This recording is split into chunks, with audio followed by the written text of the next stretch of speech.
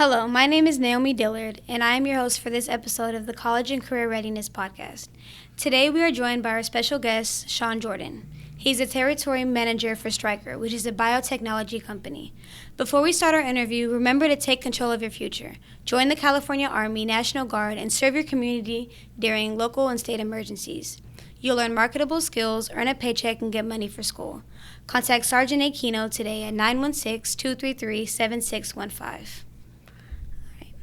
So what was your inspiration behind this career? Yeah, so I played college sports, played sports in high school. My inspiration was to get into a competitive field that I could have unlimited success, to get rewarded for the hard work that you put in, much like sports. Okay. What was your approach to obtain the position that you're in now? Yeah, so when I was looking around at different career opportunities, I decided between a few different things, but how I landed in medical devices was you get to work with surgeons, you get to be in an operating room with some of the brightest people in the country, and then also you're kind of looked at as a source of knowledge. So you have people that are bright, Harvard, Yale, Johns Hopkins, that look to you for guidance during a procedure. I think there's something just powerful about that. All right. What obstacles have you faced throughout your journey? Oh, many obstacles. I think the obstacles shape the path. Some obstacles that I've faced are getting into an industry where you don't know that much about it. When you're going through training and you wake up at 5:30 in the morning and you get home at about 12 o'clock at night, and it's one of those things, how bad do you want it? What are you willing to sacrifice to get to your end goal?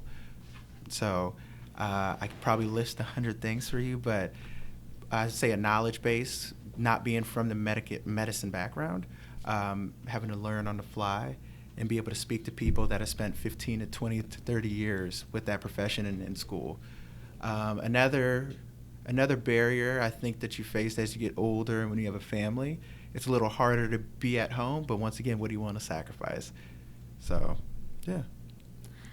Did your high school experience influence your decision to pursue this career? You know what, to be honest with you, it did not. My high school wasn't as diverse in thought as Inderkum High School is. You guys have a lot of different opportunities that aren't really status quo.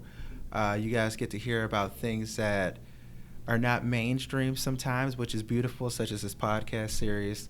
And Jamel does a great job of letting you guys know what's going on out there in the world and setting you guys up for success. So I wish I could say yes. But at Rockland High School, we did not have the opportunity that you guys have at Inderkum, so no. Are there any areas that you feel you could improve in? 100%. Everything. If you're not improving, you're dying. So that's one of those questions every single day. You should be improving. You should be putting your strengths to use, and you should be working on your weaknesses so that those weaknesses eventually become your strengths. So I would say everything. But one thing that I think is huge is time management. Another thing that is big is if it's important to you, you have to put it number one. And sometimes that sacrifice is hanging out with your friends. That sacrifice is not being able to go places on the weekends because you're dedicated to your craft and you want to be 100% in the best that you can be. So time and experiences are sometimes sacrificed for the success of your career and for the success and growth of your family. Where do you see yourself in the next 5 to 10 years? Yeah, the next 5 to 10 years, hopefully I'm still coming back here and talking to kids at Inderkum.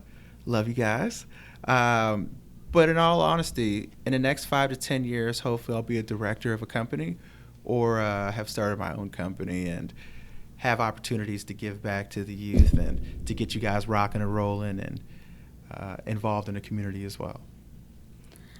So what does a typical day look like in your job? Yeah, so for instance, this morning, we're in on surgeries with the physicians. So I work with ENTs, ear, nose, and throat specialists.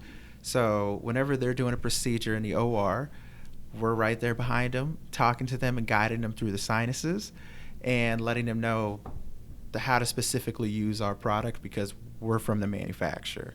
So it's pretty exciting. It's pretty entertaining that I'm in cases and surgeries I never would have guessed that when I was in high school, that I'd be telling a surgeon what to do. But that's kind of where life has led me. So this morning, woke up, let's say 6-ish, left the house, got to the surgery center at about 7:20, went into surgery at 7:30, answer emails and calls in between that, and either go to a couple of different facilities to figure out some paperwork throughout the day, or today, obviously, I'm here with you guys.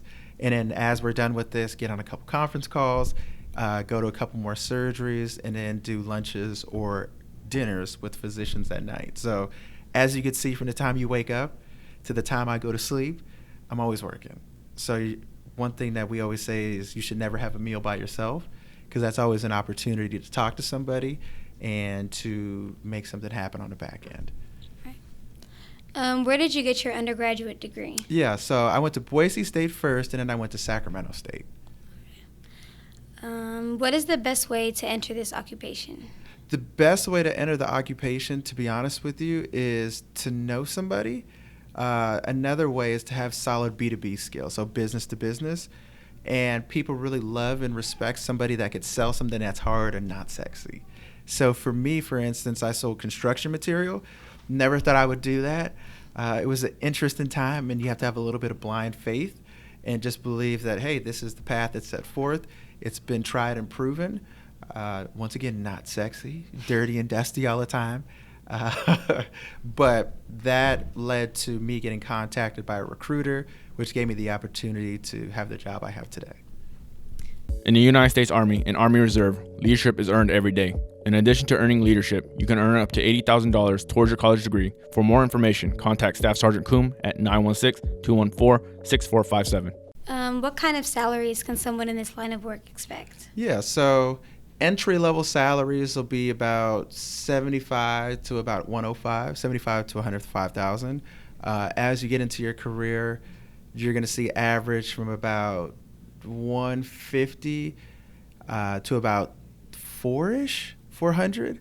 Wow. We have some reps in our company making about 680, so the highest is about $680,000. So when you think about it, doctors want to have their kids do what we do instead of becoming a doctor. Because if you think about all the debt, all the stress that they take on, if you could be a rep and set yourself up for a great life, why would you do that instead of? So it's just different options. There's so many things out there. How long did you have to go to school? So I just did my undergrad. Oh. Yeah. What particular skills or talents are essential for this occupation? Yeah, I think communication, 100%. You have to be tactful in how you're speaking to people. You're dealing with a lot of people with a lot of different egos on different ends, whether that's the actual physician or the staff or sometimes the administration in the back end. So communication, I think, by far is the number one thing.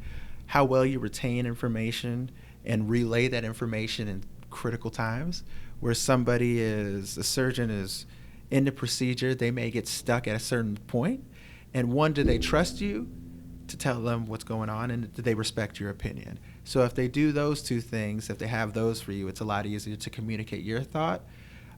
But if they don't, obviously you could see there'd be a little bit of a problem there. So communication, 100% is the biggest thing.